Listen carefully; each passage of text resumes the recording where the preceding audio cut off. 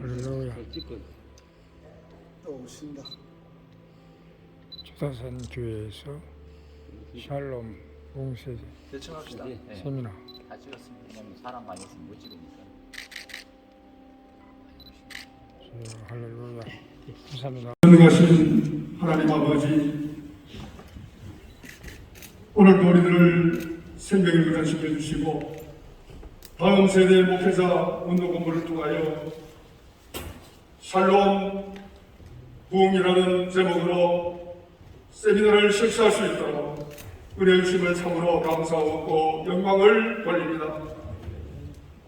코로나로 인해서 교사의 사명을 완전히 감당하지 못하고 게으르고 나태했던 우리들의 모습을 회개하오니 이 시간 주님 십자가 보혈로 용서해 주시옵시고 이전보다 더욱더 주님을 사랑하고 다음 세대를 사랑하는 우리 모두가 되게 하여 주시옵소서.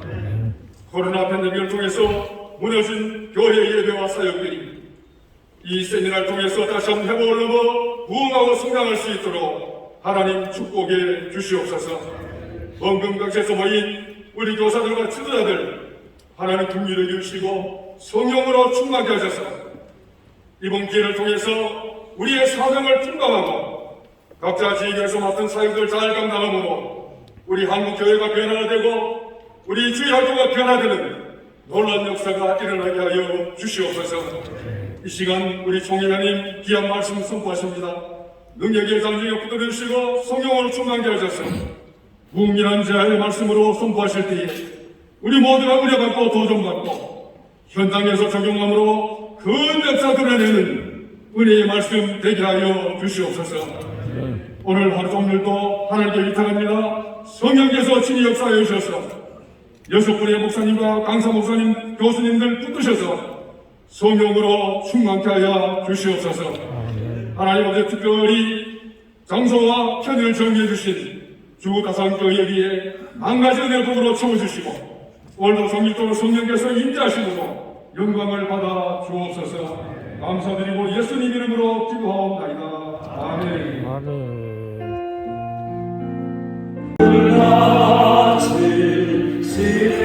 나의 영혼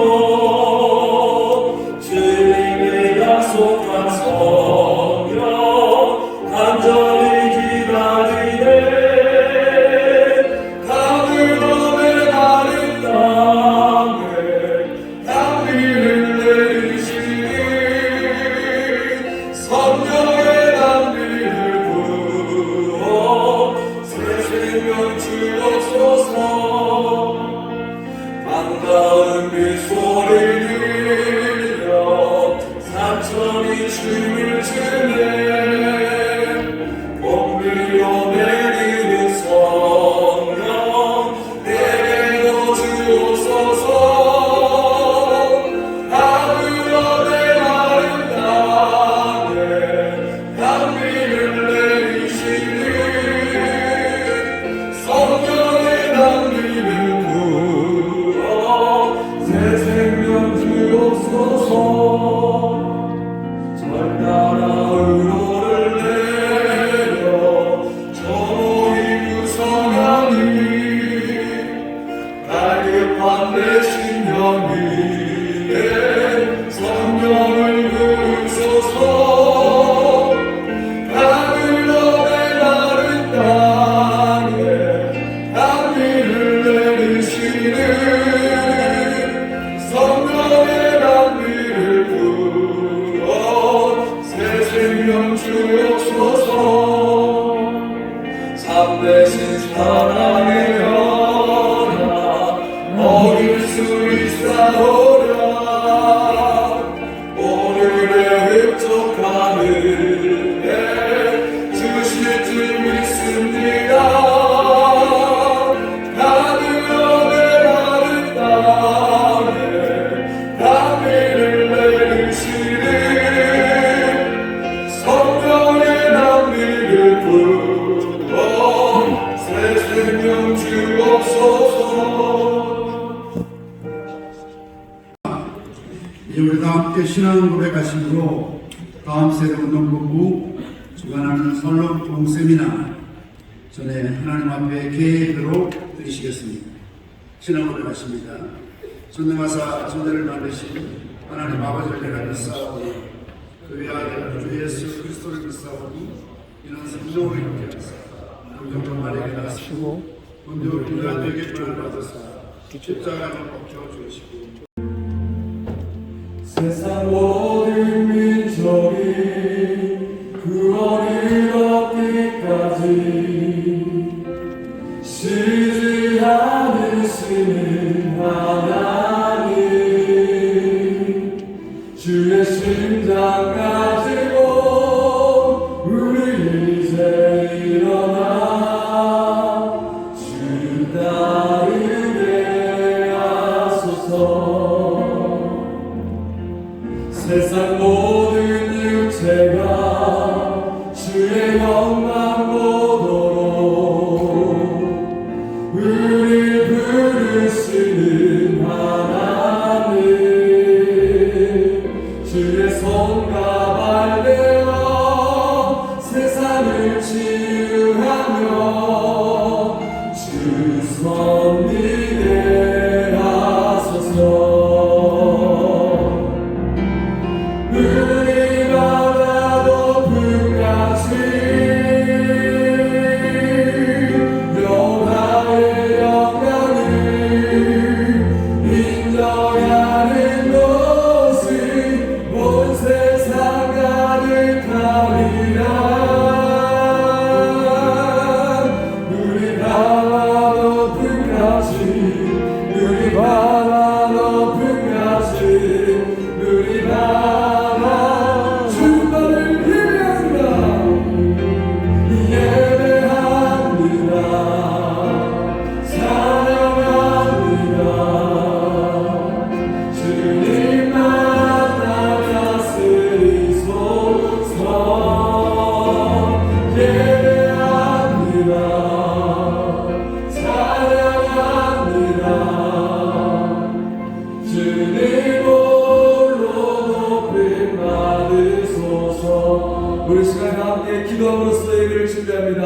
오늘 샬롬 부흥생일을 통하여서 각 교회마다 전도가 활활 타올 수 있게 해달라고 기도합니다. 우리에게 식었던 구령의 일정들이 다시 회복되기를 원합니다. 모든 강사진들 가운데 은혜를 베풀어 주시고 성령으로 충격해달라고 각 교회마다 한국 교회가 부흥할 수 있도록 나를 주님 잡고 간절히 기도합니다. 주여 사랑하여 주님하신 하나님 감사합니다.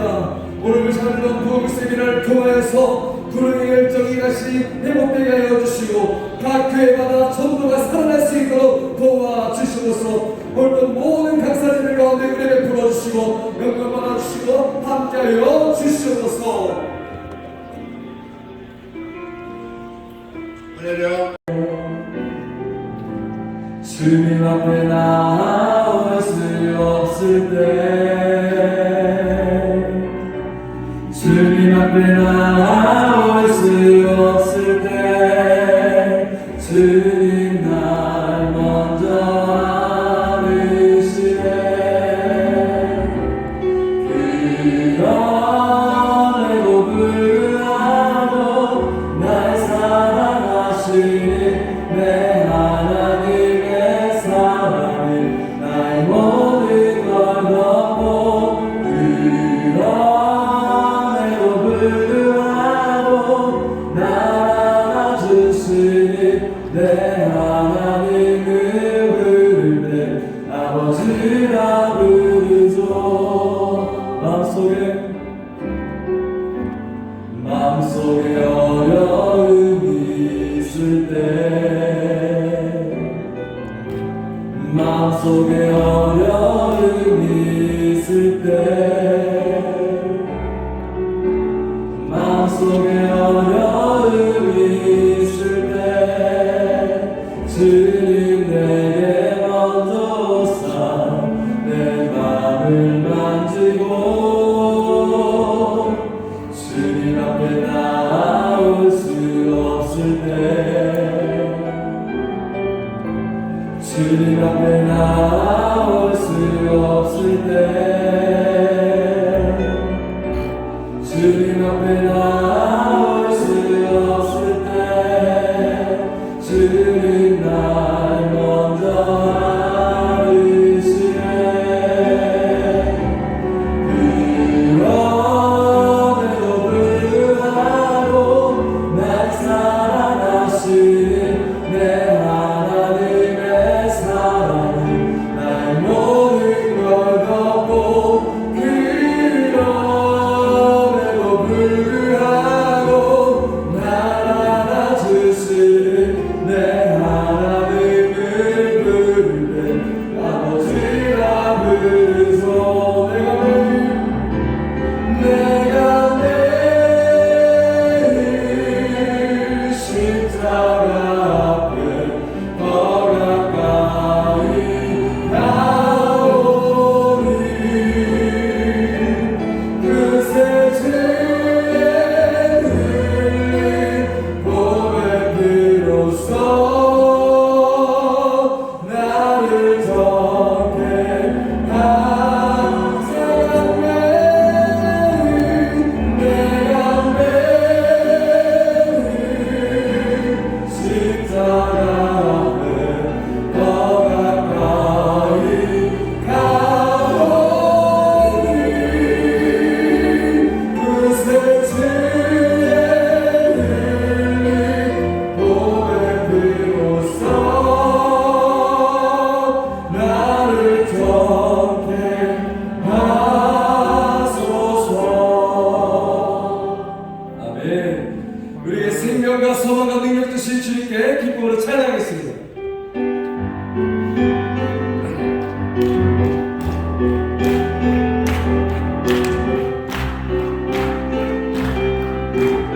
그 앞에서 파도나 생명 주께 힘내 능력 주께 힘내 소망 주께 힘내 주 안에 있네. 생명 주께 힘내 능력 주께 힘내 소망 주께 힘내 주 안에 있네. 나를 주 찬양하리 이는 나를 주 찬양하리 내 생명 다해 내 힘을 다해 모든 소망 주님께 생명 주께 힘내 능력 주께 힘내 소망 주께 힘내 주 생명 주께 힘내 능력 주께 힘내 소망 주께 힘내 주 생명 나의 주 찬양하리 이는 나의 주 찬양하리 내 생명 다해 내 힘을 다해 모든 소망 주님께 생명 주께 힘내 능력 주께 힘내 소망 주께 힘내 주 생명 주께 힘내 능력 주께 힘내 소망 주께 힘내 주 안에 있네. 주께 슬픈 마음 있는 사람 예수를 믿으며 영원토록 변함없는 기쁨 나 얻으리. 예수의 이름이 세상의 소망이요 예수의 이름이 천국의 기쁨일세. 거룩하신 주의 이름이 너의 감사합니다. 아름다우시는 밤의 때에 주께 기도 드려라. 예수의 이름이 세상의 소망이요 예수의 이름은 천국의 기쁨일세 존귀하신 주의 이름 우리 힘내노라 주의 품에 안길 때에 기뻐 찬송 부르는 예수의 이름 세상의 소망이요 예수의 이름 천국의 기쁨일세 우리 갈 길 나가는 보좌 앞에 나와 왕의 왕께 경배하며 멸류관을 드리는 예수의 이름 세상의 소망이요 예수의 이름 천국의 기쁨일세 난 예수가 좋다오 난 예수가 좋다오 같이 살아간다던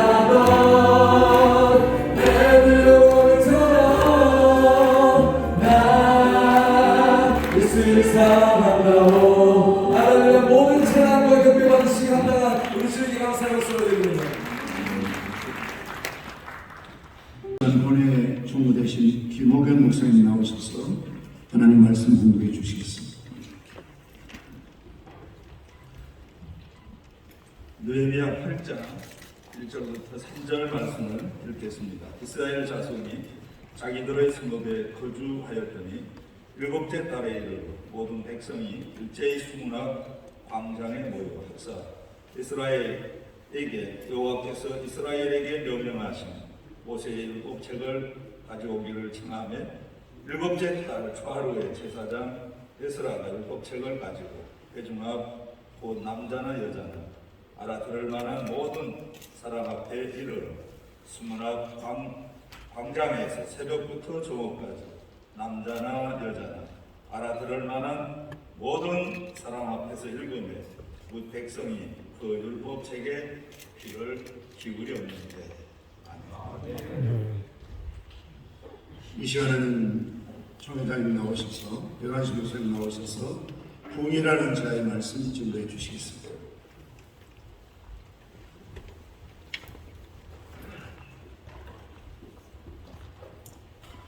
할렐루야.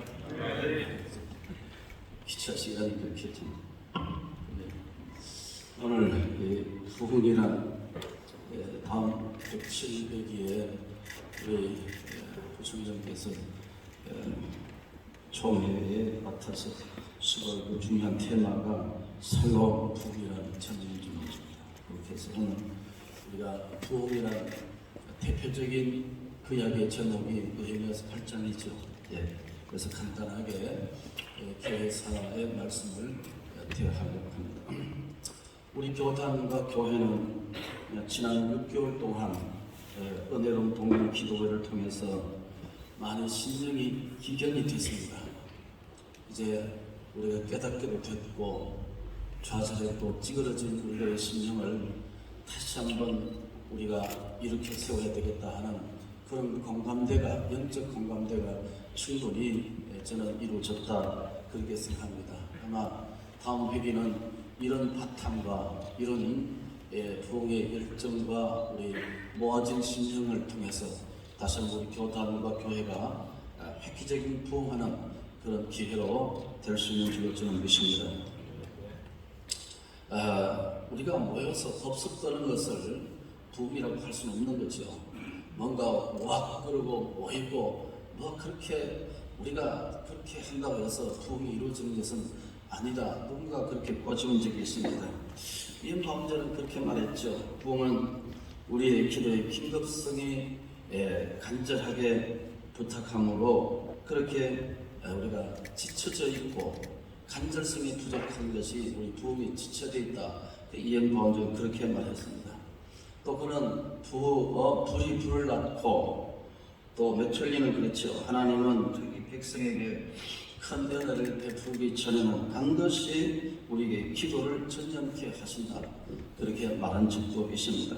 찰스핀이 잘 알죠. 그는 위로부터 임하는 능력이야말로 지금 이 시대에 가장 요긴하다. 이렇게 말한 적도 있습니다. 오늘 우리 교단은 뭐 시스템의 문제다, 누구의 문제다, 또 어떤 우리 있어서의 이런저런 문제가 있다고 하지만 그러나 가장 긴급한 것은 오늘 우리에게 이런 모임을 통해서 다시 한번 영적 힘을 모으고 우리가 하나님 앞에 엎드림의 자세가 가장 이 시대에 요청되는 것이라 그렇게 생각합니다.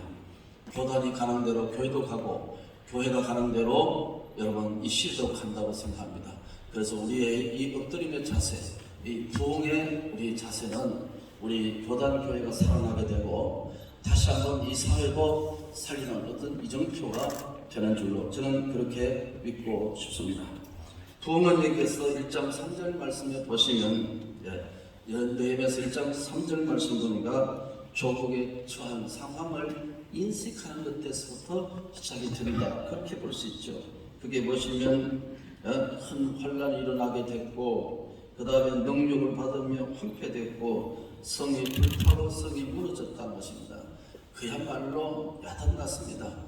이런 시대적 공감대, 이 위기 상황을 그들은 그냥 흘러보내지 않냐고 특히 지도자 되신 이 느헤미야가 그 상황을 심각하게 받아들이게 됐다 하는 사실입니다.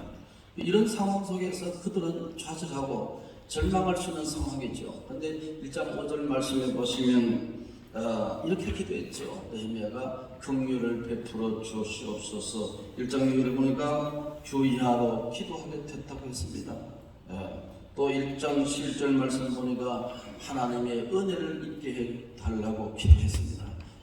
지금 오늘 우리가 부르짖어야 할 이 모습은 오늘 느헤미야가 오늘 우리에게 보시는 기도의 본질성을 우리에게 말씀하고 있다. 그렇게 볼 수 있겠죠.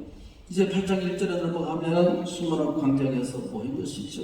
그리고 8장 3절에 보니까 말씀을 사모하게 됐습니다. 그게 8장 8절 말씀 보면은 놀라운 일이 나옵니다. 그게 에스라가 하나님 말씀을 증거하면서 해석했더라고 했습니다. 말씀을 해석했다고 했습니다. 여러분 우리가 아는 대로 성령은 말씀과 더불어 말씀과 더불어 역사하시죠. 우리가 정확한 성경 해석을 통해서 성령이 불러일으킨 것이죠. 말씀 없는 성령은 가짜인 것입니다. 그러니까 말씀의 정확한 정보와 말씀 정확한 해석을 통해서 오늘 우리에게 일어나는 그것이 성령의 역사십니다. 느헤미야는 그렇게 말씀하고 있습니다. 그러면 이와 같은 부흥은 어떻게 해서 오는가? 8장 8절과 9장 1절 3절 말씀 보시면 회개 역사가 나타났습니다. 말씀을 정확하게 전하고 모여서 말씀을 정확하게 해석하고 가르치니까 백성들의 마음이 뜨거워지기 시작하고 그게 회개 역사가 8장 8절과 9장 1절에서 3절까지 나타나게 되었습니다. 그 다음에 그게 나타난 것이 뭡니까? 기쁨이 나타나고 즐거움이었습니다.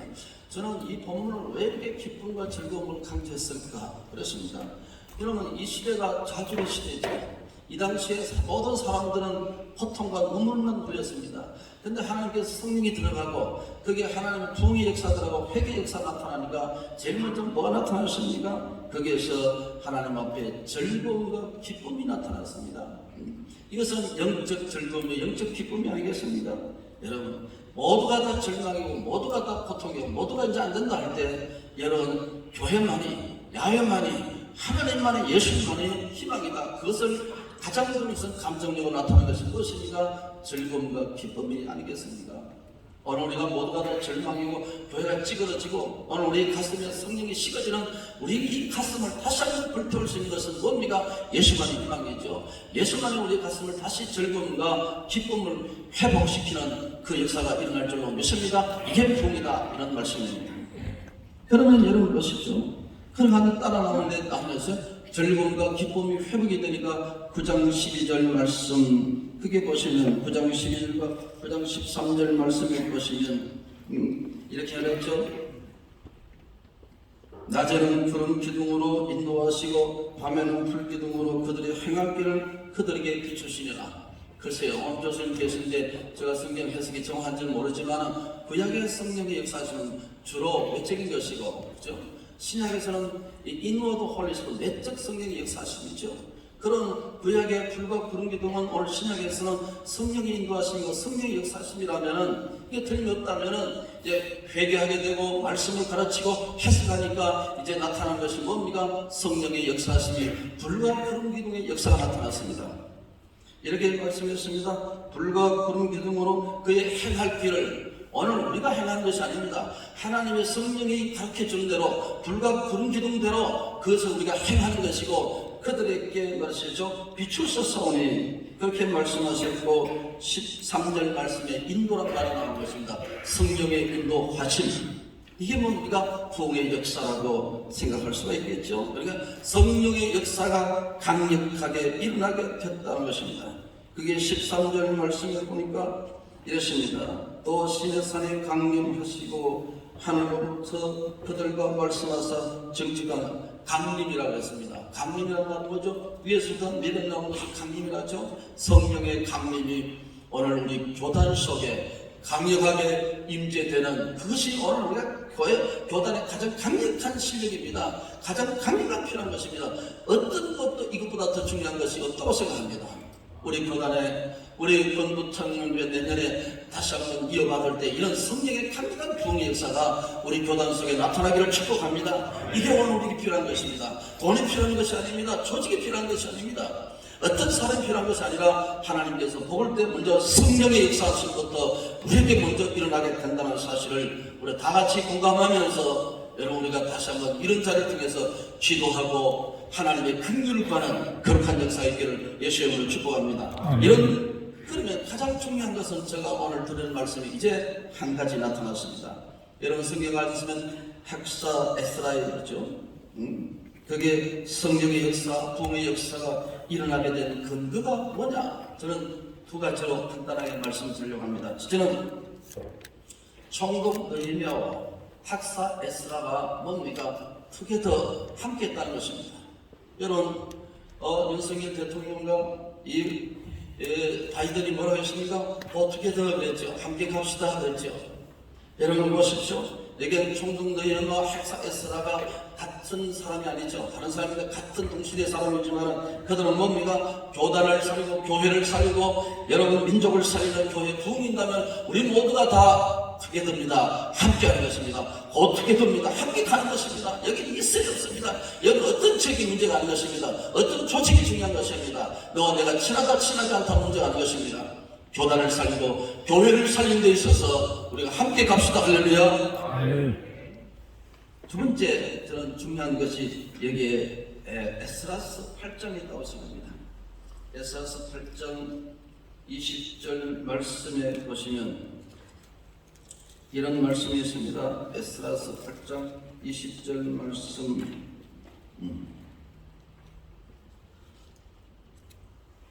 에스라서 8장 21절 말씀 그때 내가 아하와 강가에서 금식을 선포하고 우리 하나님 앞에서 스스로 견기하여 우리와 우리 어린 아이와 우리 모든 소유를 위하여 평탄한 길을 그에게 간구하였으니 22절을 보니까 은혜를 베푸소서 진노를 멈추어 들으시고 하나님께서 23절에 보니까 하나님께 간구했더니 그의 응답하심을 입었더라. 그 말씀이 나옵니다. 여러분 우리가 아는 대로 느헤미야와 에스라는 동시대 사람이죠. 느헤미야서 8장에서는 에스라가 나무 강단에 서서 말씀을 읽었죠. 말씀을 해석했죠. 말씀을 가르쳤죠. 근데 말씀을 읽는데 왜 이런 승리의 역사 나타날까? 그 비밀을 저는 확실히 잘은 모르겠지만 우리 학자 교수님들 계시지만은 느헤미야서 8장, 에스라서 8장 21절, 22절, 23절이 제공한다고 봅니다. 그럼 뭡니까? 이렇게 말했죠. 그때란 말은 뭡니까? 무너지고 찌그러지고 교회가 성리 불타고 교회가 예배가 드러지지 않은 그런 시대에 그는 어디에 갔습니까? 아하와 강가에서. 아하와 강가에서. 학자들은 뭡니까? 아하와 강가에 놀러가는 것이 아니죠. 그는 그 자리가 기도의 자리입니다. 조그마한 강가에서 색강에서 도랑에서 매일 자주 찾는 그곳에서 그는 민족을 위해서 흐느끼고 우는 그 모습을 통해서 오늘 느헤미야서 8장의 부흥의 역사가 나타났다는 것입니다. 우리는 내가 어디 자주 찾느냐에 따라서 내 자신을 실력을 말하는 것입니다. 내 정체성이 내가 자주 찾아서 내가 오는 것이 내가 자주 앉아서 엎드는 그것이 우리의 정체성입니다. 우리 교단의 색깔입니다. 개혁신학입니다. 개혁신학은 생명신학입니다. 생명신학은 엎드린 신학입니다. 아멘 하십시다. 아멘. 이것이 오늘 내 입에서 발전의 부흥을 가져왔습니다. 그런 매일 찾아서 헐떡헐떡 울었고 자신과 민족과 교단이 무너지고 교회가 찌그러진 모습을 보고 하나님은 많이 울었습니다. 오늘 그 모습이 바로 내 입에서 발전의 민족을 살리는 역사가 나타났습니다. 오늘 우리는 다시 한번 기도의 자리로, 다시 한번 부흥의 자리로 우리 가슴에 생명을 떠안고 찌그러진 교회를 보고 찌그러진 떠나가는 성도들을 붙들고 우리가 하나님 앞에 올 수 있다면 그것이 부흥이요, 그것이 새로운 부흥입니다. 여러분들이 이 자리가 단순히 모임에 와와 하는 자리가 아니라 다시 교단의 생명을 찾고 갈 길을 찾고 빛을 찾고 하나님의 은혜를 구하는 그런 놀라운 역사의 자리가 되기를 축복합니다. 아마 우리 권 목사님께서 다음 회기를 준비하고 계신 것 같습니다. 그러나 오늘 우리가 이런 자리를 통해서 다시 한번 뜻을 모으고 다시 한번 교단에 부흥하고 교회를 살리는데 우리가 최선을 다하지 않는다면 이 자리는 무미할 것입니다.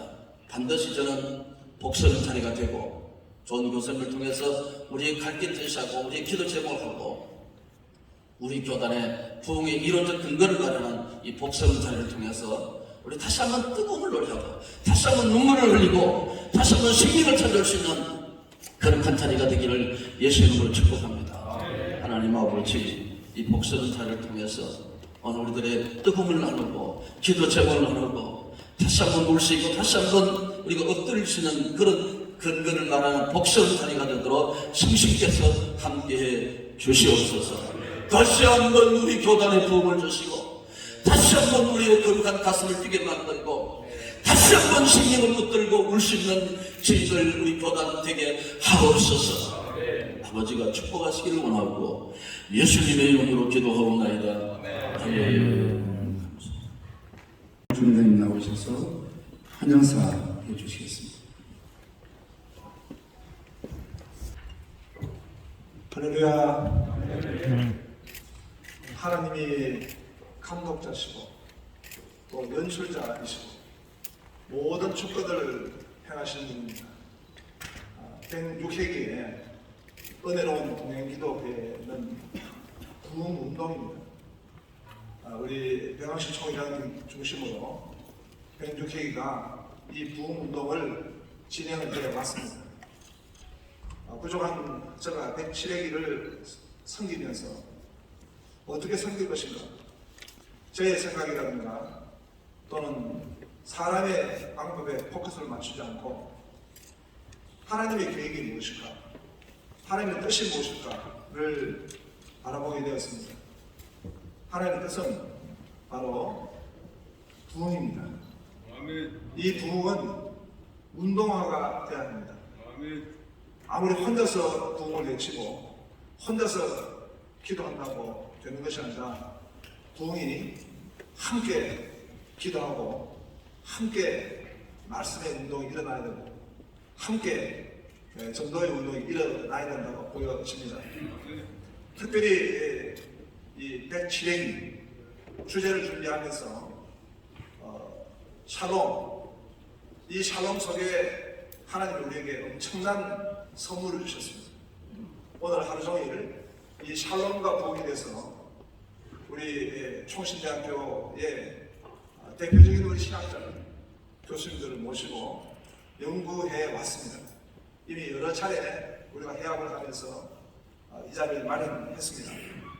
샬롬과 부흥에 대해서, 샬롬 부흥, 이것을 먼저 우리가 신학적으로 조명하고 그리고 이것을 구체적으로 운동화하고자 합니다.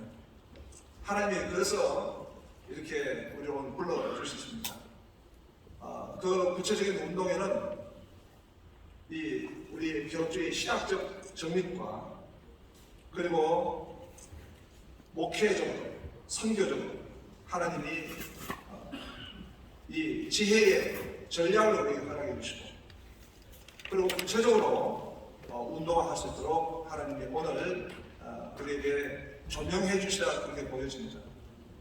그래서 제가 나중에 맡은 부분은 이 샬롬 부흥을 실천신학적으로 그리고 더 나아가서 전도운동, 이 전도운동으로 이렇게 섬기고자 합니다.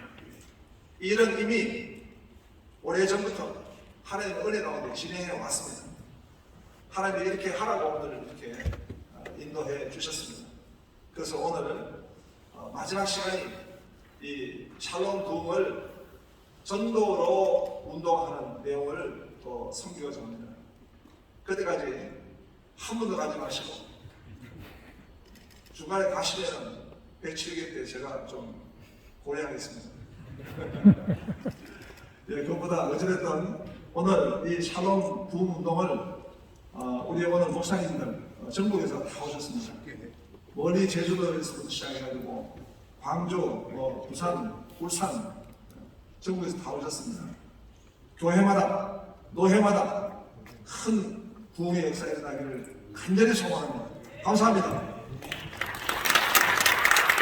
주셔서 광고해 주시겠습니다. 참 잘오셨습니다. 먼저 샬롬 부흥을 가지고 백출의 비전과 그 모든 것을 준비케 하시니 하나님께 감사드립니다. 오늘 설교도 귀한 말씀으로 도전과 방향을 제시해 주신 우리 총회장님 감사드립니다. 또 앞으로 강의를 통해서 저희들에게 귀한 말씀을 제공하실 우리 교수님들, 강사님들 감사드립니다. 부총회장님께서 말씀하셨듯이 여러분이 등록금을 이렇게 납입을 하셨는데 이것을 저희가 돌아가실 때 이것을 나눠드리려고 합니다. 근데 중간에 가시면 저희가 나눠드리지 않고 반드시 마지막 강의를 마치고 난 이후에 가실 때 그를 나눠드리도록 하겠습니다. 식비를 나눠드리고요. 그 다음에 우리 본부장님, 부총회장님 책자도 같이 나눠드리고 그리고 샬롬 부흥으로 이미 시험이 되어졌던 전도지도 같이 나눠드리려고 합니다. 그러니까 마지막까지 꼭 이 자리에 참석해 주시면 대단히 감사하겠습니다. 그리고 오늘 이렇게 귀한 섬김을 해주신 우리 주다산 교회와 우리 당회 그리고 우리 성도님 우리 모두 감사의 박수를 드리겠습니다. 네, 감사합니다.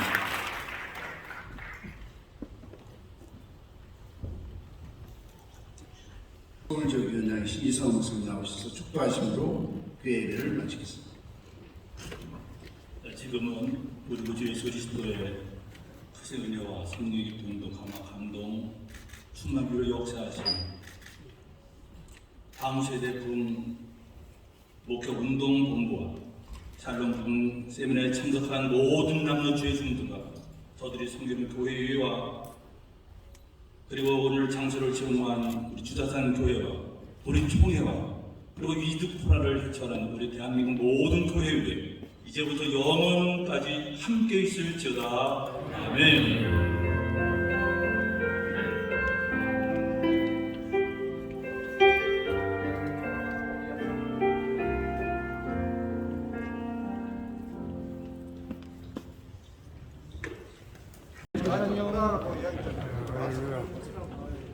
샬롬 부흥에 있습니다. 네네, 감사합니다. 홍철영. 홍철입니다. 위에 조명 좀 꺼주세요. 위에 조명 좀 내려주세요. 감사해요. 앞에 가서 만들어야지. 그러니까 뒤에 가라고. 됐어요. 이쪽에 너무 여기는 완전 남북이요. 이건 강남인데 올라가시죠. 한기영 목사님 뒤에는 올라가시죠. 저기 걸리거든요. 큰가? 어차피 안 나가지. 아니. 목사님을 지키십시오. 통일을 지켜주세요. 일단 마스크 한번 쓰고 찍고 나를 벗고 찍겠습니다.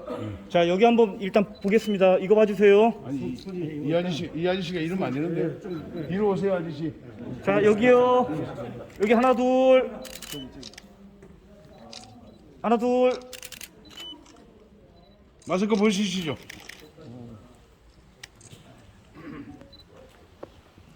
총 회장님 마스크 숨기세요. 우리 화이팅 한번 하고 오른손 화이팅 한번 하고 가겠습니다. 문병호 교수님 그 잠그세요. 예. 자, 부흥 화이팅! 부흥이라는 점 화이팅. 자, 하나, 둘, 셋. 부흥. 여기도요. 됐어요. 목사 이쪽 한번 주세요. 저게 메인이다. 어딜 봐? 아니 왜? 한 번만 더 하겠습니다. 부흥 화이팅! 하나, 둘, 셋. 부흥. 됐다. 예, 수고하셨습니다. 크게 박수로 맞아주시면 감사하겠습니다. 황순호 교수님.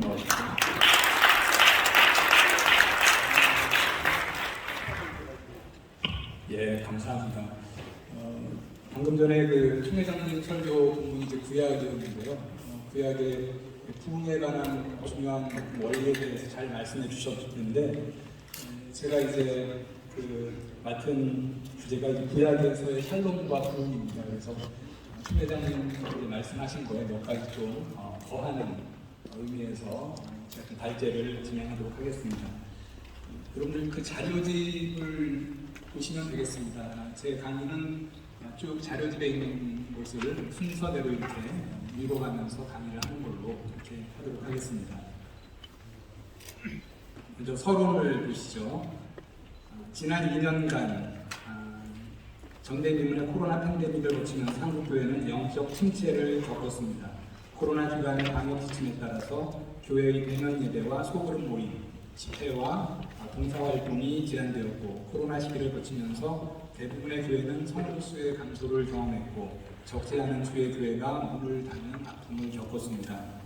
코로나 방역 규제가 대폭 완화되어 교회마다 현장 예배를 회복하기에 힘쓰는 이때에 두 가지 질문을 던지고자 합니다. 하나는 코로나의 긴 터널을 빠져나오는 이때에 교회는 안녕한가, 그리고 다른 하나는 코로나 기간을 지나면서 침체되었던 교회가 어떻게 부흥할 것인가입니다. 이 질문에 답하기 위해서 이 글에서는 구약에 나타난 샬롬, 안녕과 부흥을 탐색하고자 합니다. 구약에서의 샬롬을 먼저 좀 말씀드리고요. 그 다음에 구약에서의 부흥을 말씀드리고 결론을 맺도록 하겠습니다. 첫 번째, 구약에 나타난 샬롬의 의미입니다. 구약에는 237회 사용된 히브리어 명사 샬롬은 우리가 일반적으로 알고 있는 평화보다 더 다양한 의미를 지니고 있습니다. 샬롬은 평화 이외에도 온전함, 번영, 행복, 안녕, 건강함, 화평, 구원 등을 의미합니다. 명사 샬롬의 근원적인 의미는 동사 샬람을 통해서 알 수 있는데, 샬람은 건강, 영적, 정치적 상황 등의 온전함을 의미합니다. 같은 어근의 아카도 샬람도 건강하다, 온전하다를 의미합니다. 따라서 샬롬이 말하는 평안 혹은 평화는 어원적으로 온전함에서 오는 것이다, 이렇게 말할 수 있겠습니다. 우리의 육신이, 영이, 가정이, 공동체가, 나라가 온전할 때 평안할 수 있다라는 것입니다. 이제 샬롬에 대한 구약의 주요 가르침을 살펴보도록 하겠습니다. 몇 가지 주제를 나누어서 좀 살펴볼 텐데요. 첫 번째, 구약에서 나타난 샬롬의 핵심적인 주제는 샬롬의 근원은 여호와이시다라는 것입니다. 우리 인간이 누리는 지복인 샬롬은 어디에서 오는가? 샬롬의 근원은 어디인가? 아래의 구절들은 샬롬의 근원이 여호와 하나님이심을 보여줍니다. 세 구절을 제가 적었는데요. 첫 번째, 사사기 6장 24절입니다. 기드온이 여호와를 위하여 거기서 제단을 쌓고 그것을 여호와 살롬이라 하였더라. 그것이 오늘까지 아비에셀 사람에게 속한 오브라였더라.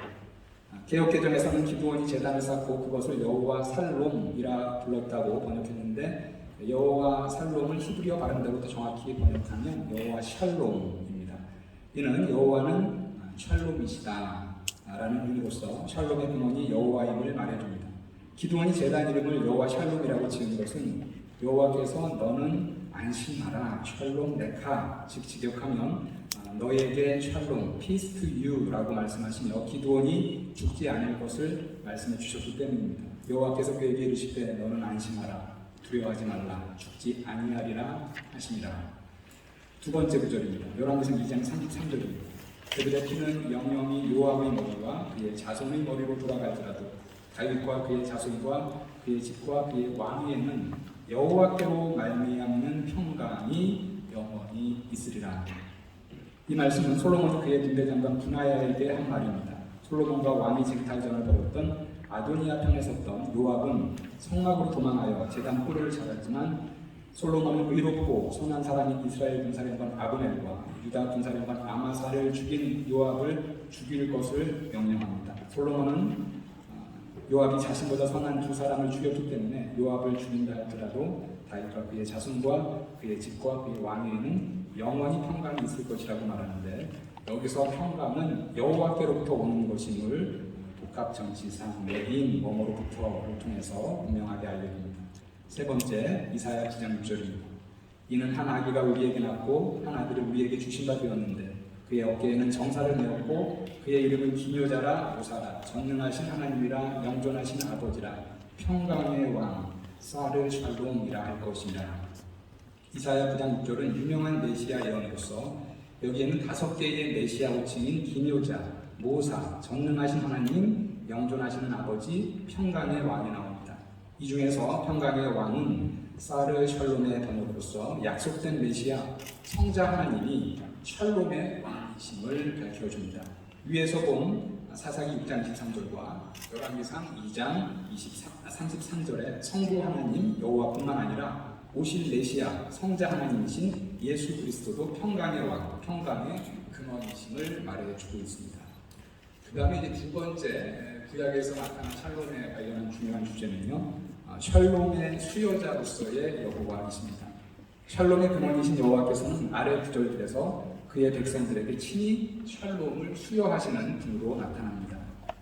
욥기 25장 2절입니다. 하나님은 주권과 위엄을 가지셨고 높은 곳에서 화평을 베푸시느니라. 욥기 25장 2절은 욥과 변론하는 빌닷의 말입니다. 빌닷은 하나님의 주권과 권위를 강조하기 위해서 하나님을 높은 곳에서 화평을 베푸시느니라고 말씀합니다. 욥기 42장 8절에서 하나님은 욥의 세 친구 엘리바스 빌닷 소발의 말이 욥의 말같이 옳지 못하다고 말함으로써 욥의 손을 들어주지만 그 판결이 욥의 친구들의 말은 모두 틀렸음을 의미하는 것은 아닙니다. 욥기 25장 2절에서 빌닷이 하나님은 샬롬을 베푸시는 분이라고 말하는 것은 아래 스가랴 9장 9절부터 10절을 통해서 지지를 받습니다. 시온에 따라 크게 기뻐할지어다. 예루살렘에 따라 즐거이 부를지어다. 보라, 내 왕이 내게 임하시나니 그는 공의로우시며 구원을 베푸시며 겸손하여서 나귀를 타시나니 나귀의 작은 것 곧 나귀 새끼니라. 내가 에브라임의 병거와 예루살렘의 말을 끊겠고 전쟁하는 활도 끊으리니 그가 이방 사람에게 화평을 정할 것이요 그의 통치는 바다에서 바다까지 이르고 유브라데 강가에서 땅끝까지 이르리라. 스가랴의 이 메시아 예언은 나귀 새끼를 타고 예루살렘에 입성하신 왕 예수 그리스도를 통하여 성취됩니다. 예수 그리스도가 왕으로 다스리시는 하나님 나라는 병거와 말과 팔이 필요 없는 샬롬의 나라입니다. 이 샬롬은 이스라엘에게만 국한되지 않고 이방에까지 전해집니다. 여기서 말하는 샬롬은 전쟁이 없는 물리적 평화를 넘어서 인간과 하나님의 화평을 의미합니다. 죄로 인해서 하나님과 원수되었던 인간이 예수 그리스도의 대속의 죽으심으로 하나님과 화목하게 되는 것입니다. 스가랴는 화목의 사역을 하실 메시아가 이 화평을 모든 사람에게 전할 것을 예언하는 것입니다. 세 번째, 민수기 6장 24절부터 26절입니다. 여호와는 내게 복을 주시고 너를 지키시기를 원하며 여호와는 그의 얼굴을 내게 비추사 은혜 베푸시기를 원하며 여호와는 그 얼굴을 내게로 향하여 드사 평강 주시기를 원하노라. 이 구절은 여호와께서 모세를 통하여 아론 계열의 제사장들에게 이스라엘 백성을 축복하라고 주신 말씀입니다. 여기서 여호와께서 그의 백성에게 주신 복 가운데 하나가 샬롬, 평강입니다. 감사한 것은 샬롬의 수여자 여호와가 적극적 수여자라는 점입니다. 여호와는 그 백성에게 평강 주시기를 원하시는 분으로 나타납니다. 여기까지 두 가지의 어떤 주제, 샬롬의 근원은 여호와시다. 그리고 샬롬은 여호와가 주시는 것이다. 라는 것은 어떻게 보면 우리가 너무 당연한 거 아닌가 이렇게 생각할 수 있는 부분인데요. 세 번째, 구약에서 말하는 샬롬의 중요한 주제 중에 하나는 그럼 그 샬롬은 누가 받는가라는 질문에 대한 답입니다. 구약에서는 샬롬의 수혜자는 경건한 의인이다 이렇게 말하고 있습니다. 예수께서는 그의 제자들에게 평안을 주신다고 하시며 자신이 주는 평안은 세상이 주는 것과 같지 않음을 말씀하셨습니다. 예수께서 주시는 평안은 세상의 부귀와 영화가 줄 수 없는 차원이 다른 평안이라는 것입니다. 이 신적 평안의 근원은 하나님이시고 하나님께서도 평안의 수여자이신데 민수기 6장 26절에서 우리가 보았듯이 하나님은 그의 백성에게 평안 주시기를 원하시는 적극적인 수여자이십니다. 그렇다면 누가 그 평안, 샬롬의 수혜자가 될 수 있는가? 구약에서는 의로운 삶을 사는 의인이 샬롬을 누릴 것이다 이렇게 말합니다. 이사야 32장 17절에 보면 공의의 열매는 화평이요 샬롬이요 공의의 결과는 영원한 평안과 안정이라. 이사야 32장 17절은 아주 간명하게 의인이 샬롬을 받을 것을 말하는 구절입니다.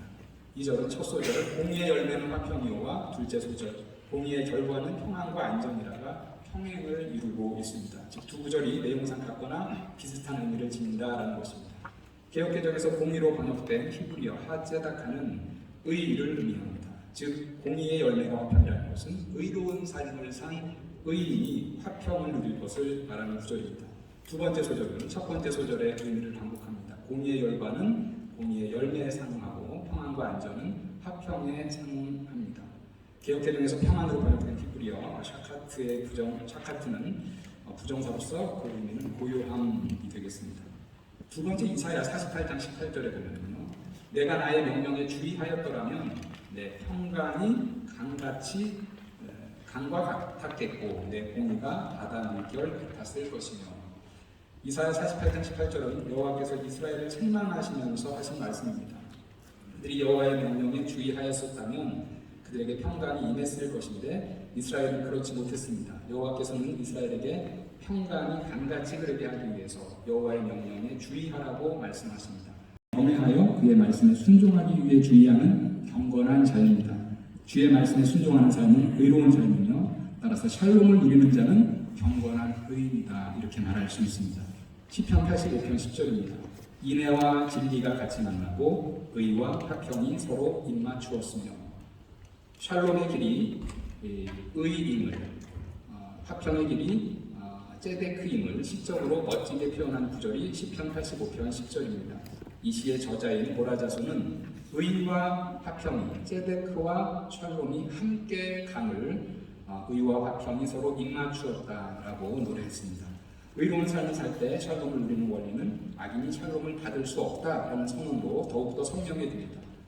여호와께서 말씀하시되 악인에게는 평강이 없다 하셨느니라. 히브리어 엔 샬롬, 샬롬이 없다라는 표현입니다. 여호와께서는 직설적으로 악인에게는 엔 샬롬, 평강이 없다 이렇게 말씀하셨습니다. 그 다음 구절, 내 하나님의 말씀에 악인에게는 평강이 없다 하셨느니라. 역시 여기도 엔 샬롬 이렇게 기록이 되었습니다. 여호와께서는 이사야 57장 21절에서 이사야를 통하여 다시 한번 악인에게는 평강이 없다라고 말씀하신 것입니다. 여호와께서는 악한 길을 걷는 자들에게 샬롬이 없음을 말씀하셨지만 이스라엘의 거짓 선지자들은 이스라엘이 악한 길을 걸을 때에도 그들에게 평강이 임할 것이다 라고 말하며 거짓 위로를 줍니다. 그러나 여호와께서는 그들의 예언이 거짓임을 드러내십니다. 예레미야 9절입니다. 여호와께서 이 백성에 대하여 이와 같이 말씀하시되 그들이 어그러진 길을 사랑하여 그들의 발을 멈추지 아니함으로 여호와께서 그들을 받지 아니하고 이제 그들의 죄를 기억하시고 그 죄를 벌하시리라 하시고. 이에 내가 말하되 슬프도소이다. 주 여호와여 보시옵소서. 선지자들이 그들에게 이르기를 너희가 칼을 보지 아니하겠고 기운은 너희에게 이르지 아니할 것이라. 내가 이곳에서 너희에게 확실한 평강을 주리라 하나이다. 거짓 선지자들이 한 말이죠. 여호와께서 내게 이르시되 예레미야 때 말씀하신 것입니다. 선지자들이 내 이름으로 거짓 예언을 하리라. 나는 그들을 보내지 아니하였고 그들에게 명령하거나 이르지 아니하였거늘 그들이 거짓 계시와 점술과 헛된 것과 자기 마음의 거짓으로 너희에게 예언합니다. 유다 백성들이 그들의 악한 길에서 돌이키지 않고 악에 계속 머물러 있었던 이유 중 하나는 거짓 선지자들이 백성들에게 책망과 경고의 예언을 하지 않고 거짓 평화의 예언을 한 것입니다. 그들은 유다 백성들에게 확실한 평강, 샬롬 에네트를 예언하지만 여호와께서는 의의 길을 걷지 않는 자들에게는 그들에게 샬롬을 예언하는 것은 거짓에 불과하다라고 말씀하셨습니다. 자, 이제 크게 두 번째로 구약에서의 부흥에 대해서 말씀드리도록 하겠습니다. 먼저 구약 부흥의 의미입니다. 일반적으로 부흥이라는 말을 들으면 교회의 부흥을 떠올리고 교회의 부흥이라는 말을 들을 때 가장 먼저 떠오르는 것은 교회 성도수의 증가이다. 교회는 신약시대에 예수 그리스도께서 세우신 것인데 교회가 세워지기 전 구약시대의 부흥은 무엇을 말하는 것일까? 구약 성경에서 부흥하다를 의미하는 히브리어 동사 하야를 통해서 구약에서의 부흥의 의미를 찾을 수 있다. 부흥과 관련된 히브리어 하야의 의미는 히브리어 동사의 기본 유형인 카의 유형에서 다시 살다, 활력을 되찾다, 회복하다를 의미하고 히브리어 동사의 강조, 사역 유형인 피엘 유형과 히트 유형에서는 다시 살게 하다, 활력을 되찾게 하다를 의미합니다. 구약에서의 부흥은 한마디로 다시 살리는 것입니다. 죽었던 영을 다시 살리고 영적으로 침체된 공동체에 활력을 불어넣는 것입니다. 우리말 부흥의 사전적 의미, 쇠퇴하였던 것이 다시 살아남 또는 그렇게 되게 함도 구약의 부흥의 의미와 크게 다르지 않습니다. 이 장에서는 구약에서 부흥하다를 의미하는 동사 하야가 사용된 본문을 통해서 구약이 가르치는 부흥에 대해서 살펴보도록 하겠습니다. 여기서 몇 가지 주제를 나누어서 제가 좀 정리를 했는데요. 첫 번째는 부흥의 근원, 아까 샬롬의 근원이 여호와였듯이 부흥의 근원도 여호와이시다라는 것입니다. 에스겔 47장 9절에 보면 이 강물이 이르는 곳마다 번성하는 모든 생물이 살고, 여기 이제 살고에 이제 이크의 하야 동사가 사용되는데요. 또 고기가 심이 많으니 이 물이 흘러 들어간 곳 바닷물이 되살아나고 이 강이 이르는 각처에서 모든 것이 살 것입니다. 에스겔은 환상 중에 천사로부터 성전에서 나오는 물이 이르는 곳마다 바닷물과 생물이 다시 살아남을 듣습니다. 이 절에서 다시 살아남을 의미하는 동사 하야가 2번 사용되었습니다. 강물이 이르는 곳의 생물이 살고 강물이 이르는 각처의 모든 것이 살아날 것이다 라고 말합니다. 여기서 다시 살리는 강물의 근원은 여호와이십니다. 예레미야 2장 13절과 17장 13절에서는 생수의 근원이 여호와이심을 밝힙니다. 내 백성이 2가지 악을 행하였나니 곧 그들이 생수의 근원되는 나를 버린 것과 무릇 여호와를 등하는 자는 흙에 기록되오리니 이는 생수의 근원이신 여호와를 버림이니이다. 예레미야 2장 13절에서 여호와께서는 직접 자신이 생수의 근원 되심을 말씀하셨고 예레미야 17장 13절에서는 예레미야가 기도 중에 여호와께서 생수의 근원이심을 말씀합니다. 보다 직접적으로는 에스겔 선지자가 부흥의 근원 되시는 여호와 하나님께서 이루시는 일임을 마른 뼈의 환상 부흥의 결론에서 말해줍니다. 내가 또 내 영을 너희 속에 두어 너희가 살아나게 하고 내가 또 너희를 너희 고국 땅에 두리니 나 여호와가 이 일을 말하고 이른 줄을 너희가 알리라. 여호와의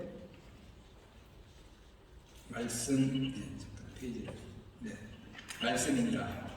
이 절에서 여호와께서는 자신이 마른 뼈들을 살아나게 하시는 일을 이루심이다 라는 것을 말씀하십니다. 두 번째 이제 부흥에 대한 구약의 부흥의 중요한 주제는요, 말씀을 들을 때 임하는 부흥입니다.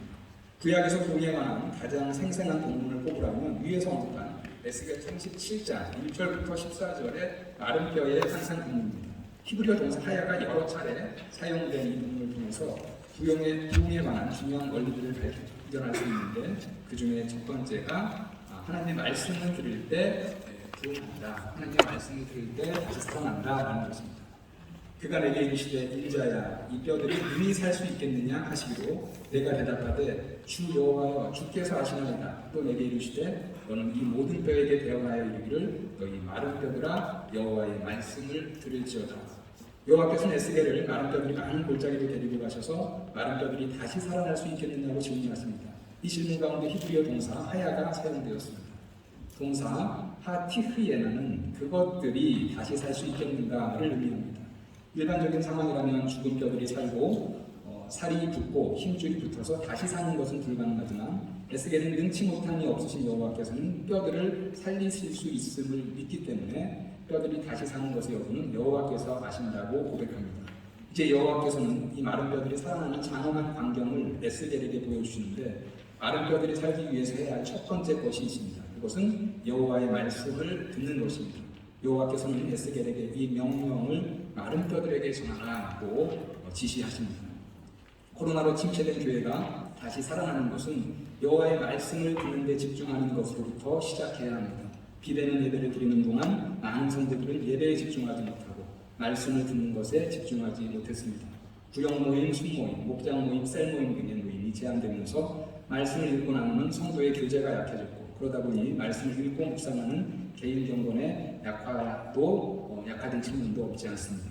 죽었던 마른 뼈들이 다시 살기 위해서 먼저 여호와의 말씀을 들어야 했던 것처럼 그리스도인 개인과 교회 공동체의 마른 뼈에 살이 붙고 힘줄이 붙어 생명력을 회복하기 위해서는 하나님의 말씀을 듣는 데 집중해야 합니다.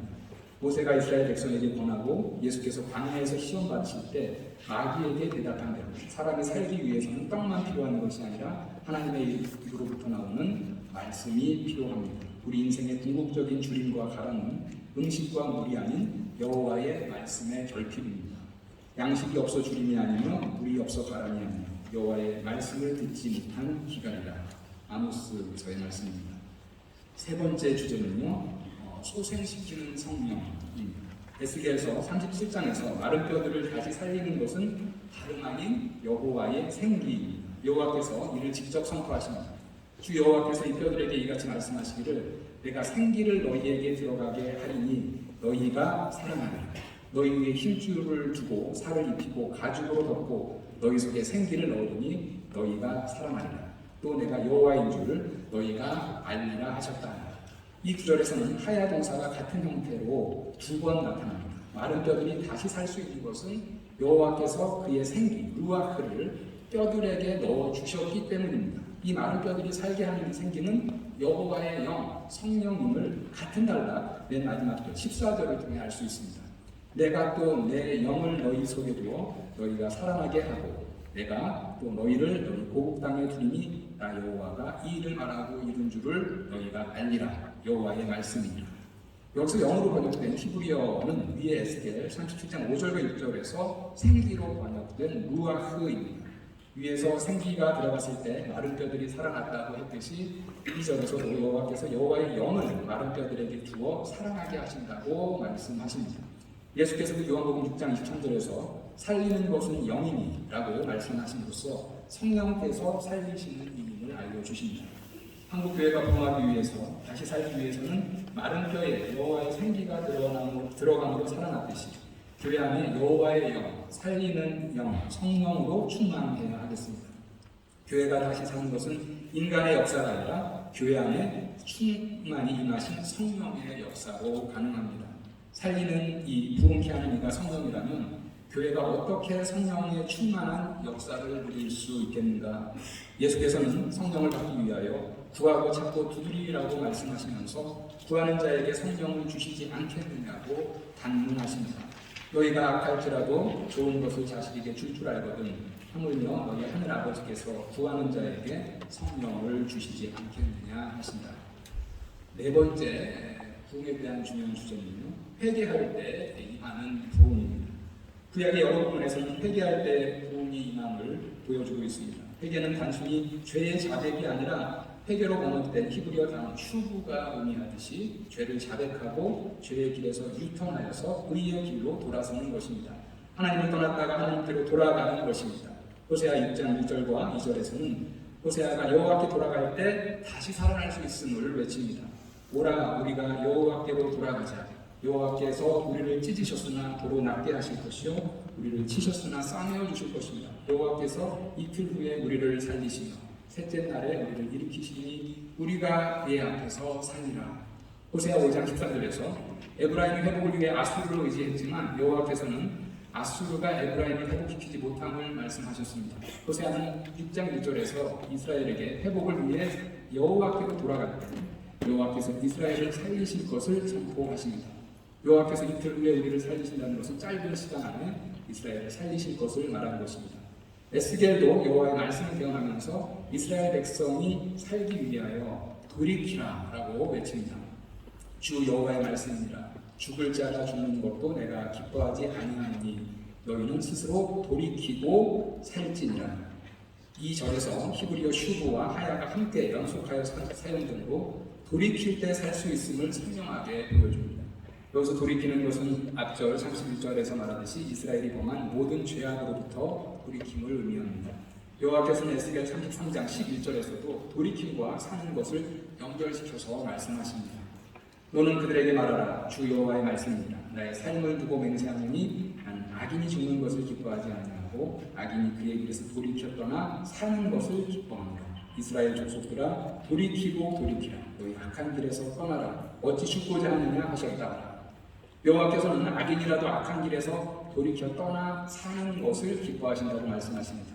또한 이스라엘 백성에게 돌이키고 돌이키라고 반복하며 명령하시면서 돌이키지 않는 길은 죽음이라고 말씀하십니다.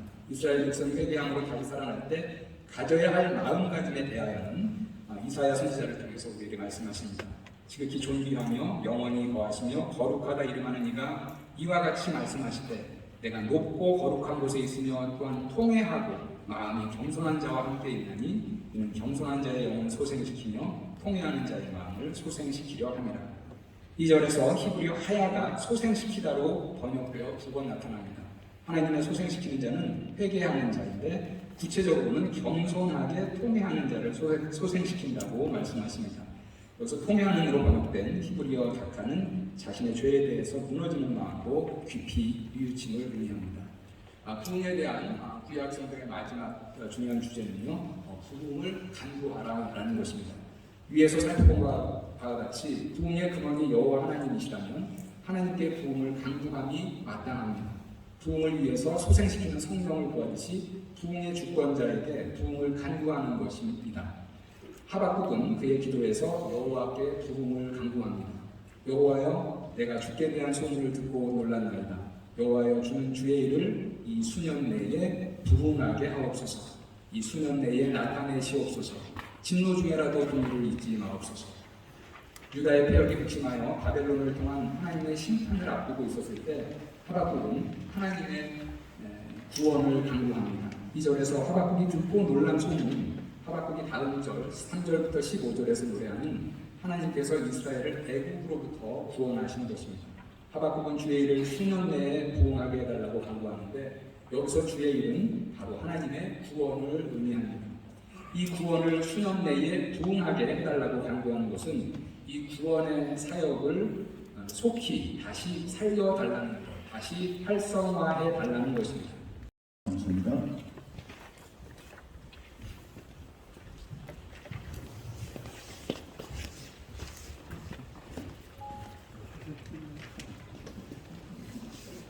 우리 국민들이 응답해 주시기 바랍니다. 두 번째 시간입니다. 두 번째 시간에는 신약성경에 나타난 편의 복음과 구원이라는 주제로 말씀을 듣겠습니다. 개포동 교회를 신호하시며 총신대 세학학교 교수님 이풍인 교수님께서 말씀을 선포해 주시겠습니다.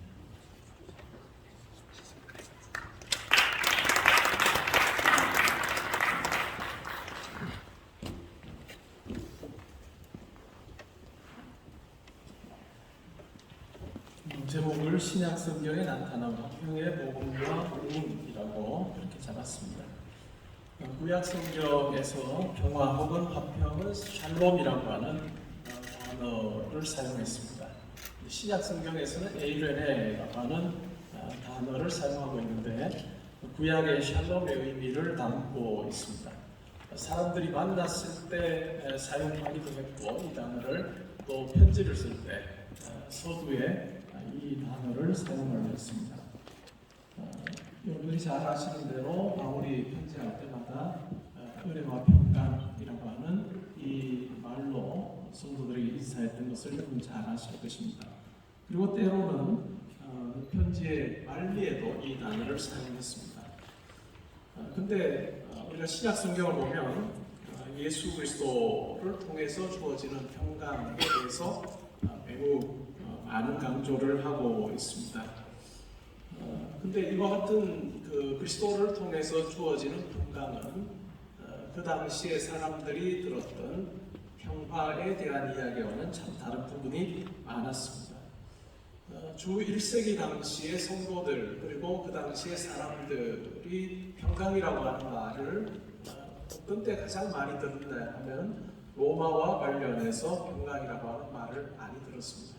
여러분들이 잘 아시는 대로 로마의 평화라고 하는 팍스 로마나라고 하는 이 말은 그들의 일상에서도 여러 번 들을 수 있는 것 같은 말이었습니다. 근데 신약 성경에서는 성경의 저자들이 그와 같은 평화가 진정한 평화가 아니고 오직 예수 그리스도를 통해서 얻게 되는 평화, 그것이 진정한 평화다라고 하는 이야기를 참 많이 하고 있습니다. 그래서 오늘 제 글에서는 앞부분에서는 로마 당시의 평화, 로마의 평화에 대해서 짧게 살피고 그 다음에 신약 성경에서 이 평화라고 하는 것이 어떻게 사용되고 있고 어떤 의미이고 또 이것이 부흥과 어떤 연관이 있는가 하는 부분에 대해서 제가 말씀을 드리겠습니다. 팍스 로마나 아우구스투스 황제로부터 시작해서 이후에 많은 황제들이 추구했던 그와 같은 통치 이념이라고 생각할 수 있습니다.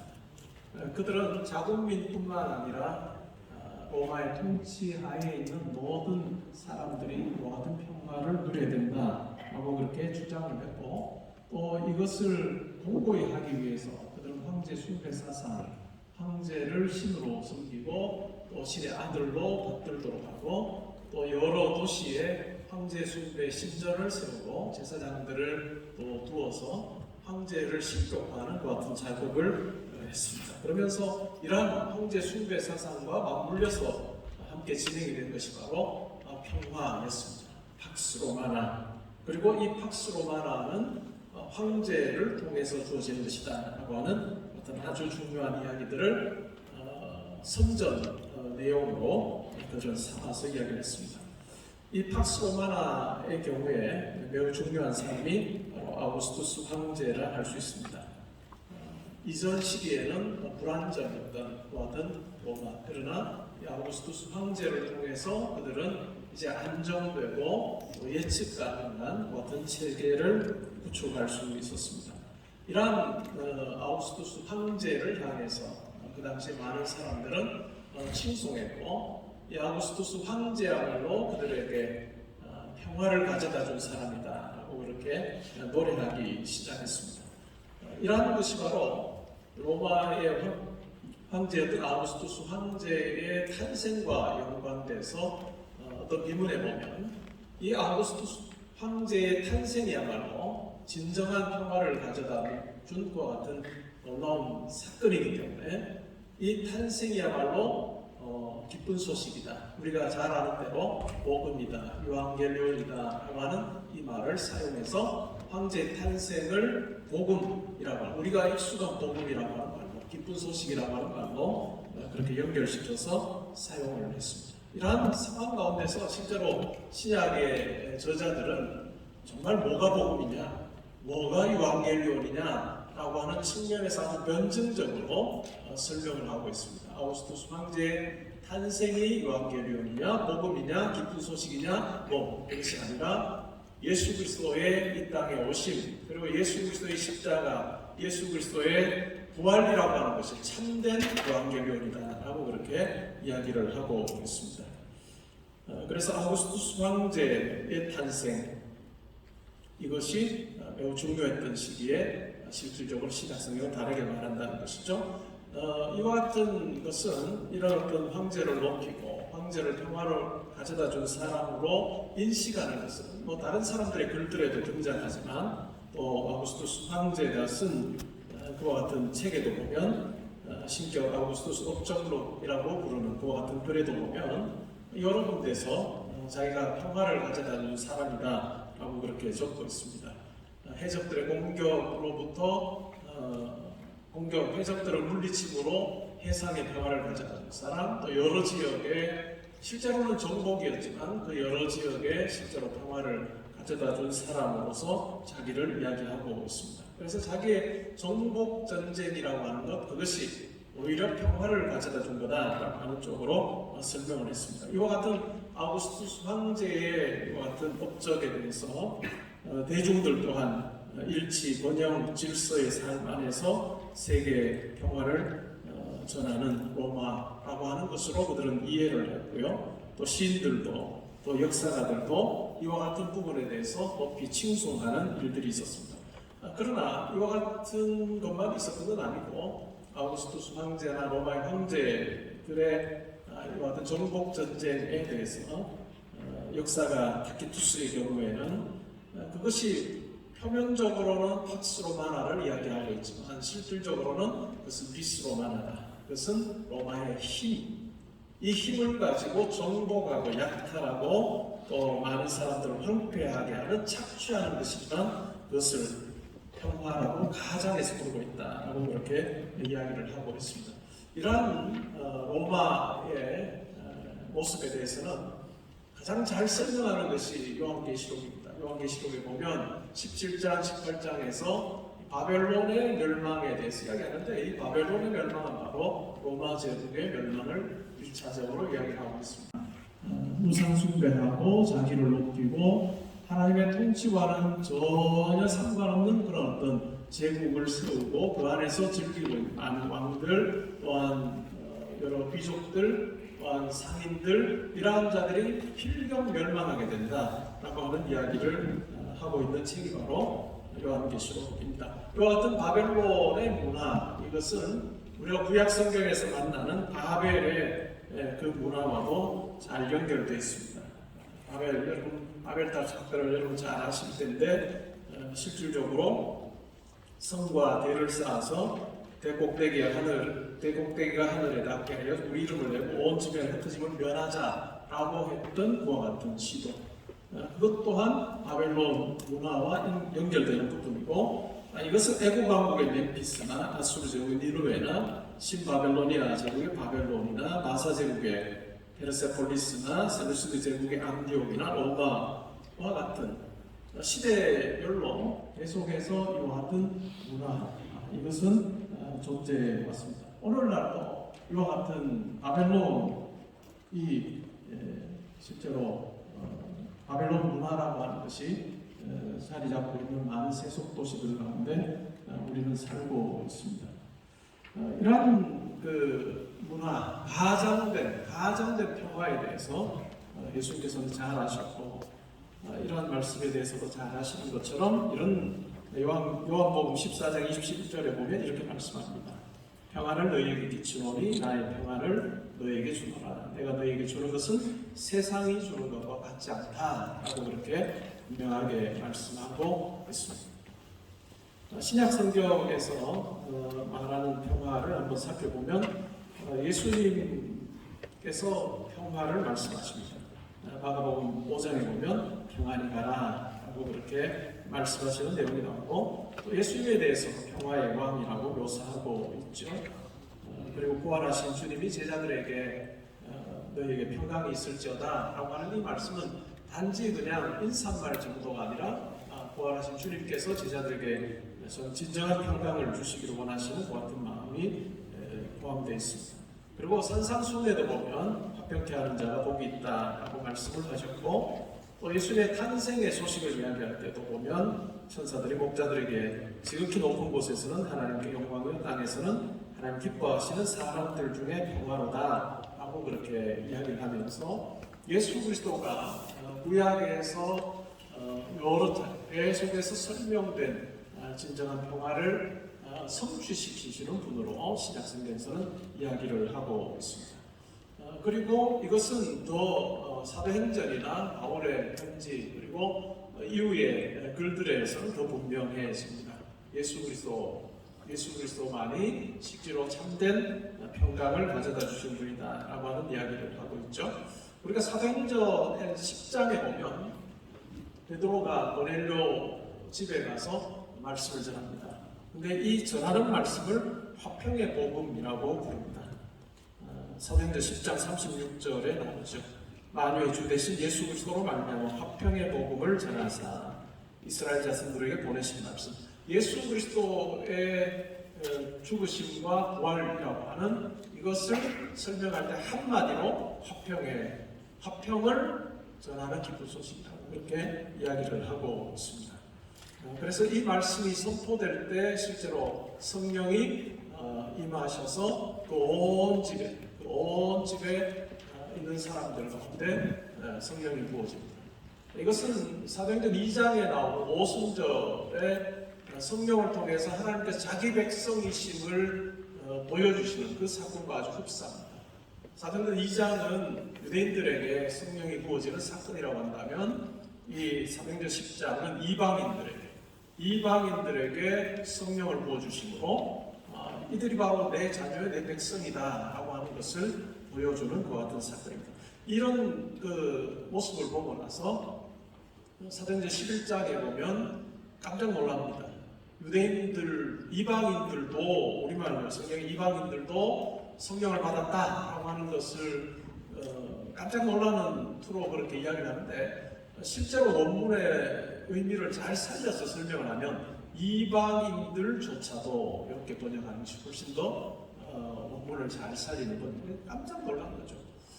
이 사도행전을 우리가 이해할 때 이 구조를 보면 부흥이라고 하는 것이 잘 나와 있는데 이 부흥은 철저하게 말씀의 확산과 맥을 같이 해서 여러분들이 잘 아시는 대로 사도행전 1장 8절 성령이 너희에게 임하시면 너희가 권능을 받고 예루살렘 온 유대와 사마리아 땅끝까지 이런 내 증인이 될 것이다 라고 하는 이 말씀, 이것이 사도행전을 우리가 이해하는 데 아주 중요한 구조가 됩니다. 1장 8절을 그러면 몇 부분으로 나눌 거냐라고 하는 이야기를 할 때 우리가 보통 정관사를 가지고 세 부분으로 나누는 것이 좋다 이렇게 학자들이 이야기합니다. 어떻게 세 부분일까요? 예루살렘 온 유다, 그 앞에 정관사 하나 붙어 있고요. 그 다음에 사마리아 앞에 붙어 있고 땅끝 앞에 정관사. 그러니까 예루살렘과 이 온 유대는 하나의 지역으로 이야기해요. 이것은 지리적인 확산을 이야기하기도 하지만 실질적인 부분에서는 인종적인 확산을 이야기합니다. 인종적인 확산. 1장부터 5장까지는 천천히 진행이 되는데 주로 어디에 포커스를 맞추느냐 하면 베드로를 통해서 유대인들이 하나님 백성 되는 부분에 대해서 초점을 맞춥니다. 굉장히 천천히 사건이 진행이 돼요. 그러나 6장부터 해서는 굉장히 사건 전개가 빨라지는데 이 사도행전에서 우리가 꼭 잘 알아야 되는 사건이 있다는 것은 바로 스데반 사건입니다. 스데반 사건인데 여러분들이 잘 아시는 대로 초대교회에 문제가 생긴 거죠. 왜냐하면 헬라파 유대인 기독교인 과부들이 구제에서 빠집니다. 그래서 결국은 사도들이 세운 그 해결책이 뭐냐면 헬라파 유대인 기독교인들 중에서 지도자 7을 세우는 것입니다. 사도행전에는 집사라고 하는 말이 안 나옵니다. 오늘 제 강의를 들으신 분들은 이제 사도행전에 7사람에 대해서 이야기할 때 절대로 집사라고 하지 마십시오. 사도행전은 집사라는 말이 없습니다. 그리고 7 지도자를 세우는 거죠. 12과 7을 아주 대조적으로 이야기하는데 7을 왜 세웠느냐 하면 물론 과부들이 헬라파 유대인 기독교인 과부들이 구제에서 빠지기 때문에 그렇게 세우긴 하지만 결국은 세워진 7이 하는 역할이 뭐냐면 복음 전하는 역할입니다. 헬라파 유대인들에 의해서 복음을 전하는 역할을 하죠. 우리가 히브리파 유대인과 헬라파 유대인의 이 차이를 우리가 잘 인식할 필요가 있습니다. 왜냐하면 이 사이의 의사소통 자체가 쉽지 않을 수 있다는 거예요. 여러분들이 미국이나 외국에서 신앙생활하는 한인교회 그 상황을 좀 들어보신 분들은 바로 아실 겁니다. 한인교회 안에 영어를 사용하는 2세도 있고 또 1세도 있습니다. 그런데 의사소통이 잘 안 돼요. 저도 목회하면서 있어 보니까 아들이 아빠랑 이렇게 의사소통이 잘 안 됩니다. 그래서 전화하면 장모님 바꿔줘. 걔 없어 이렇게 말해요. 걔가 뭐예요? 아빠한테 의사소통이 안 돼요. 왜 구제에서 빠졌느냐? 오늘날처럼 광고가 있으면 문제가 없었겠죠. 예배 드리고 나서 자 광고 되신 분들 다 남으세요. 광고가 없습니다 그 당시에. 그러니까 의사소통이 안 돼요. 근데 이 문제를 해결하기 위해서 7을 세우긴 했으나 이 7은 결국은 어떤 일을 합니까? 복음 전하는 일을 합니다. 스데반도 그렇고 빌립도 그렇고 이들을 세우셔서 하나님께서 훨씬 더 효과적으로 헬라파 유대인들에게 복음을 전하게 하십니다. 예루살렘에 와 있는 헬라파 유대인들이 만든 회당에 들어가서 스데반이 복음을 전하죠. 그 복음의 핵심의 내용이 뭔가요? 예수 그리스도를 전하고 그러면서 스데반이 신문받는 그 내용. 우리 흔히 이제 그런 이야기를 하죠. 스데반이 왜 죽었느냐? 왜 죽었느냐? 정말 너 정말 그 이야기 하는 거 맞냐? Is that true? Is that so? 그거 맞아? 라고 말했는데 스테반이 너무 길게 답해서 죽었다. 이스라엘의 역사부터 쭉 해서 짧게 물었는데 길게 답해서 죽었다 이렇게 얘기하는데 그건 무식해서 그럴 거예요. 실제로 스테반의 결론의 핵심이 뭐냐면 하나님께서는 사람의 손으로 지은 성전에 거하시지 않는다. 그리고 하나님께서 이스라엘 백성 가운데 역사하셨던 그 구원의 역사를 쭉 이야기하면서 이 팔레스타인 밖에서 일어난 하나님의 놀라운 구원에 대해서 쭉 설명을 하고 있는 부분들을 우리가 보는 거죠. 근데 그 이야기를 들었던 유대인들이 분기탱천에서 결국 스테반을 죽입니다. 그리고 8장에 보면 결국은 그 일로 인해서 사도 외에는 다 흩어지죠. 다 흩어집니다. 근데 11장에 가보시면 이 흩어진 자들이 어떻게 합니까? 주로 이제 누가 흩어졌을까요? 히브리파 유대인들이 흩어지기 어려웠을 거예요. 헬라파 유대인 기독교인들이 가서 각자 자기에게 익숙했던 곳으로 가서 복음을 전합니다. 근데 누구에게만 전할까요? 유대인들에게만 전합니다. 근데 그 중에서 좀 특별했던 호불호에서 온 사람들이라는 사람들이 헬라인에게도 복음을 전하기 시작했다. 이것은 아주 파격적인 그와 같은 이야기이죠. 그리고 하나님께서는 바울을 세우셔서 실제로 이방인에게 복음 전하는 그와 같은 일을 감당하게 하십니다. 그래서 후반부는 바울을 통해서 이방인들에게 복음 전하는 일을 하게 하시는데 제가 앞부분에 설명드렸던 화평의 복음을 베드로가 고넬료에게 전한 이 사건은 매우 중요합니다. 내면에서부터 이 평화를 경험하는 하나님과 원수되었던 삶을 살았던 사람에게 하나님께서 예수 그리스도를 통해서 성령이 그의 심령에 들어가게 하심으로 내면이 우리가 잘 아는데 내면이 살아나서 진정한 평화를 누리게 되는 부분에 대해서 이야기합니다. 이러한 평강이 임할 때 하나님과 적대감을 가졌던 부분이 사라지고 사람과 사람 사이에 그 어떤 막힌담이 흘리고 그 다음에 마음의 참된 평화를 얻게 됨에 대한 이야기입니다. 이것은 예레미야 31장에서 말하는 새 언약과 아주 잘 연결돼요. 그래서 8장에 보면 새 언약에 대해서 이야기를 하면서 예레미야 31장을 인용하는데 핵심이 뭐냐면 내면에 하나님의 법을 하나님의 그 의도하시는 것을 심어주신다라고 해요. 생각과 마음에 하나님의 법을 기록해 주시는 것 같은 것이죠. 그러니까 그것을 통해서 살아나게 되는데 신약에서 말하는 것은 바로 어떤 내면에서의 회복, 평강, 그리고 그것을 통해서 하나님과의 평화, 사람들과의 평화라고 하는 부분에 대해서 이야기를 하고 있습니다. 오늘날 코로나19를 지나면서 우리가 전도할 수 있을까? 복음을 전할 수 있을까? 이전에는 지하철역에 가서 복음도 전하고 저희 교회도 그렇게 했는데 지금은 성도들이 주저주저합니다. 복음 전할 수 있을까? 지금 이렇게 분위기가 이와 같이 안 좋은데 우리가 복음 전할 수 있을까? 라고 하는 고민을 많이 합니다. 근데 오늘 우리가 이 신약에 나오는 이 평화, 에이레네에 대해서 살펴보고 부흥에 대해서 우리가 생각을 해보면 하나님의 복음, 이 평강의 복음은 능력이 있고 힘이 있어서 모든 장애물들을 다 뛰어넘는 어떤 하나님의 역사가 있다. 사도행전 마지막 절, 마지막 단어, 그것이 바로 아폴로토스, 거침없이, unhindered라고 하는 말로 끝나는 것을 우리가 기억하면서 상황과 형편이 어렵다 할지라도 우리 모든 교단 안에 모든 교회가 성도들이 한 마음이 돼서 그리스도의 복음을 전할 때, 평강의 복음을 전할 때 말씀이 거침없이 사람들 속으로 침투해서 하나님 나라, 하나님의 통치를 세우는 어떤 일을 행하시리라. 우리가 감대히 소망하면서 우리에게 맡기신 그 복음 전파의 사명 잘 감당하는 우리 모두가 될 수 있기를 주님을 축복합니다. 아멘.